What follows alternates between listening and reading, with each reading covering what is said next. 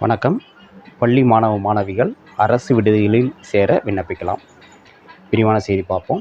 திருச்சி மாவட்ட ஆட்சியர் மா. பிரதீப் குமார் அவர்கள் வெளியிட்ட செய்திக்குறிப்பு.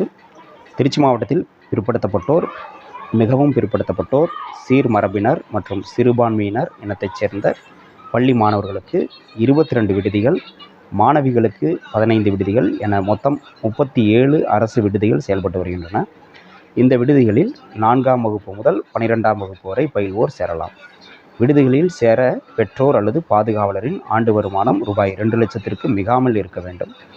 இருப்பிடத்தில் இருந்து கல்வி நிலையம் குறைந்தபட்சம் 8 கிலோமீட்டர் தொலைவில் இருக்க வேண்டும். எனவே தகுதியுள்ள மாணவ மாணவிகள் விண்ணப்பங்களை சம்பந்தப்பட்ட விடுதி காப்பாளர்களிடமிருந்தோ அல்லது ஆட்சியர் அலுவலகத்தில் உள்ள மாவட்ட பிற்படுத்தப்பட்டோர் மற்றும் சிறுபான்மையின நல அலுவலகத்தில் இருந்தோ இலவசமாக பெற்று நிறைவு செய்து ஜூன் 18ஆம் தேதிக்குள் விண்ணப்பிக்க வேண்டும். அதனால் விடுதிகளில் சேர்ந்து படிக்க விரும்பக்கூடிய மாணவ மாணவிகள் இந்த வாய்ப்பை பயன்படுத்திக்கிங்க.